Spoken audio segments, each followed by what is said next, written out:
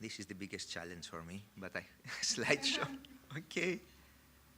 And from the beginning. Okay, so this is what I would like to talk about, religious discrimination on the workplace and how the Anti-Racism Commission of the Council of Europe helps its member states eradicate it. So I am Stephanos Stavros. If you look at the program, you will see that I come from France. So I happen to be Greek and an international civil servant, but without wanting to sound too sentimental, today I will not take issue with my French identity. So the Council of Europe, it is a regional organization. It has 47 member states, so it is broader than the European Union, and it promotes democracy, the rule of law, and respect for human rights.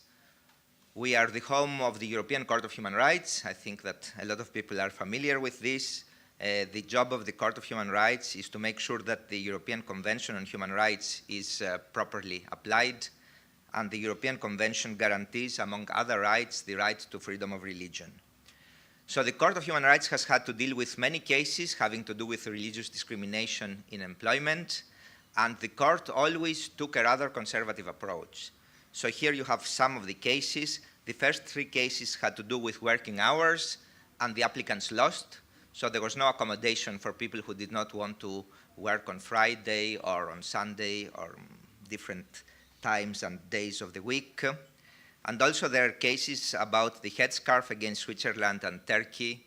And again, the applicants lost in the sense that the banning of the headscarf in these two countries on the workplace was upheld by the Court of Human Rights. It was not a violation of freedom of religion.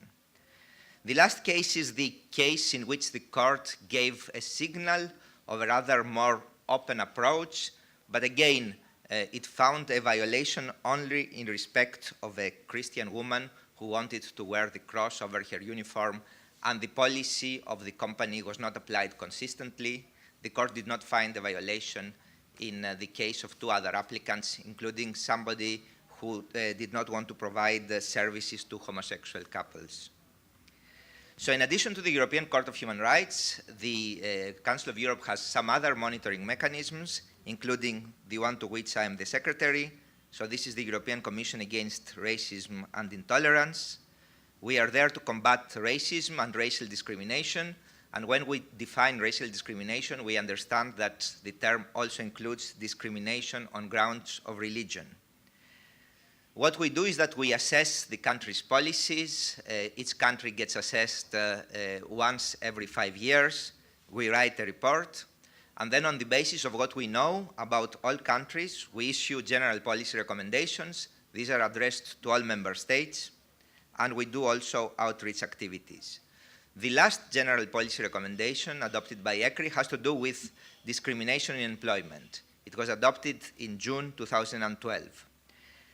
It is interesting for our purposes because it goes beyond the case law of the European Court of Human Rights. So the link with today's topic, the general policy recommendation stresses the importance to successful businesses of creating workplace environments where workers are respected and their contributions valued regardless of their religion.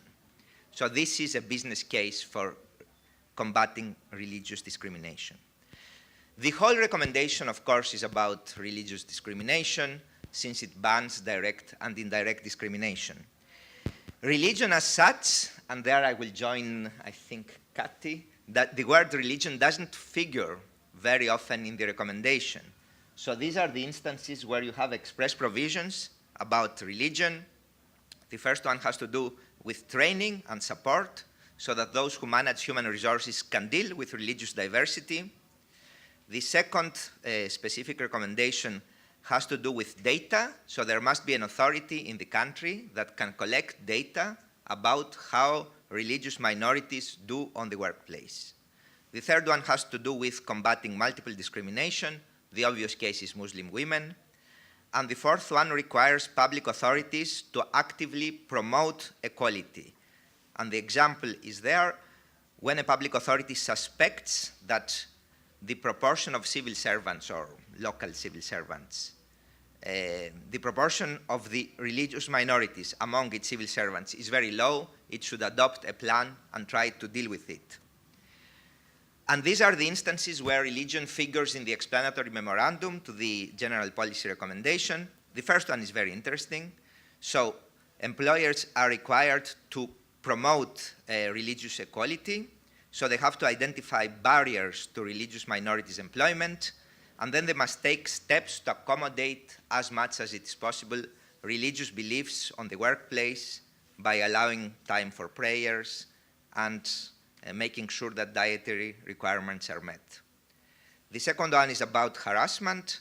So there should be no religious harassment, not only from the employer, but from anybody who represents the employer. This is quite important. And the third one has to do with the burden of proof. I think if you look at the example here, the example is very interesting. It is a small manufacturing company which only allows staff to take annual leave during August and December. Okay, we cannot discuss August. Okay, it is a long month, but December we can discuss, because a Muslim worker wants to be on leave during another period of the year to go to Mecca. So does this person have a case?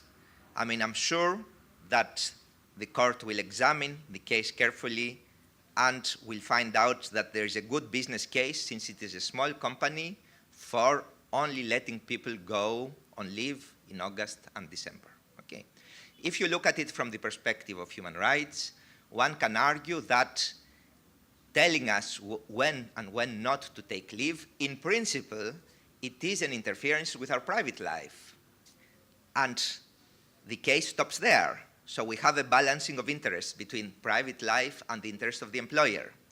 But if we want to look at it from the point of view of indirect religious discrimination, I think that there we must also take into account the special burden that these leave periods have for people who cannot perform essential religious duties. So I think that if one looks at it carefully, this is a very good case for interpreting the concept of indirect religious discrimination in a meaningful way. So not only private life, the balancing is already there, but also the added dimension of religious discrimination. In addition to the general policy recommendation, we deal with religious discrimination issues quite often in the country reports that we write, and these are some of the issues that we have had to deal with. Muslim women wearing the headscarf. There, the ECRI has gone beyond the Court of Human Rights, has very often criticized countries, not only in respect of the private sector, but also in respect of the public sector. The second one is a very extremely interesting case, an Orthodox Jewish man who refused to shake hands with women, and he made himself unemployed, and they did not want to pay him unemployment benefit because he had made himself unemployable. Okay.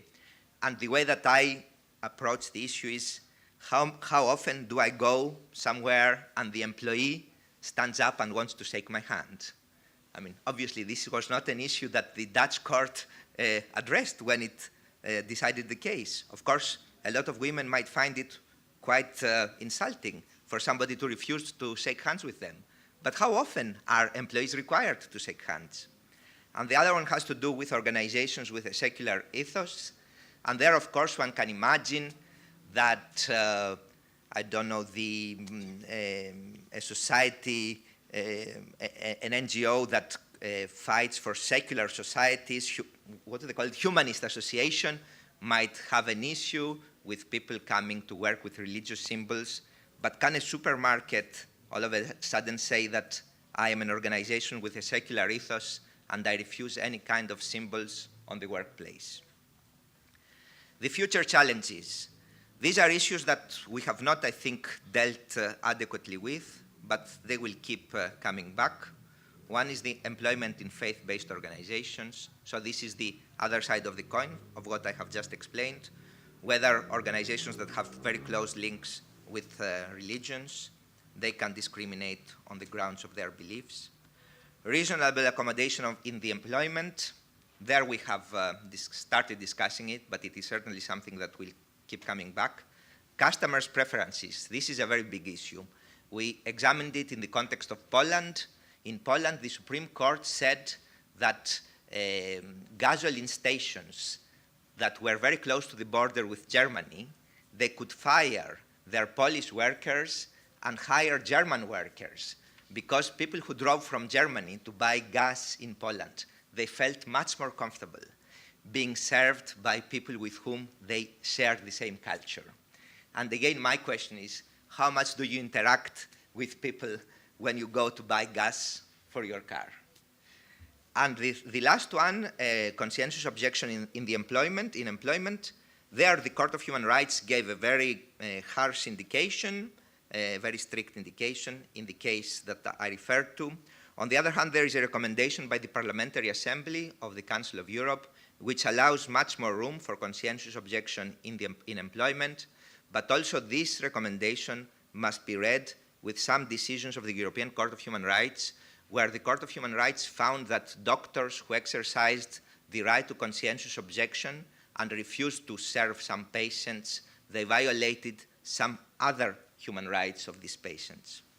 So if I want to conclude, where does all this lead us? Again, the conclusion might sound a little bit facile, but I will come to what Professor Foblets said earlier on. Can our societies afford to alienate people who have very strong religious beliefs, or are these people driven to extremism? I think this is one of the key issues that we have to address today. And to come clean on this, I start from a completely neutral ground. Somebody in the morning said that freedom of religion is about allowing people to do good. I don't know whether it is about allowing people to do good or not allowing people to do good.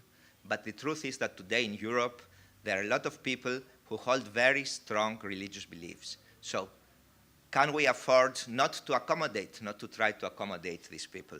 And where are we led when we don't try? So there is the litigation approach. Certainly, we can go to courts and try to fight for the rights, and this is the European Court of Human Rights.